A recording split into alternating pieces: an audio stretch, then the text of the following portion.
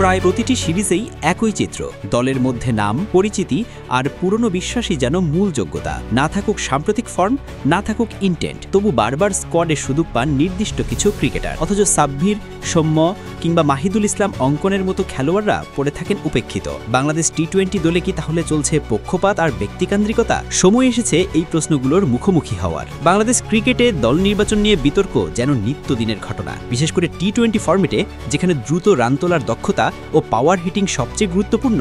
সেখানে দল নির্বাচনে দেখা যাচ্ছে একাধিক প্রশ্নবিদ্ধ সিদ্ধান্ত।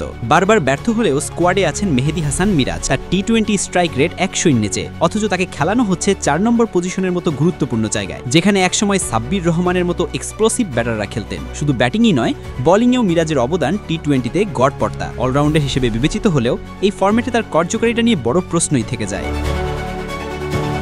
একই চিত্র দেখা যাচ্ছে নাঈম শেখের ক্ষেত্রেও। প্রায় 38 মাস পর স্কোয়াডে ফিরলেও 3টি ম্যাচের একটাতেও টি-20 উপযোগী ব্যাটিং করতে পারেননি তিনি। অথচ বিকল্প হিসেবে সৌম্য সরকার, সাইফ হাসান, এমনকি মাহিদুল ইসলাম অঙ্কনের মতো পাওয়ার হিটাররা ছিলেন স্কোয়াডের বাইরে। তবে এখানেই শেষ নয়, নুরুল হাসান সোহান নিয়মিত পারফর্ম করলেও তার মতো উইকেট কিপার ব্যাটারকে উপেক্ষা করা হচ্ছে। মিডল অর্ডারে স্ট্যাবিলিটি ও অভিজ্ঞতা দুটোই আছে সোহানের মধ্যে, তবু তিনি জায়গা পাচ্ছেন না ধারাবাহিকভাবে। আরেকটি বড় নাম সাব্বির রহমান। বিপিএল এ দুর্দান্ত ফর্মে থাকা এই ব্যাটারকে বাইরে রেখে মিরাজের মতো প্লেয়ারদের ব্যাট করানো হচ্ছে 4 নম্বরে। এটা শুধু পক্ষপাত নয়, দলের কৌশলগত ভুলকেও স্পষ্ট করে তোলে।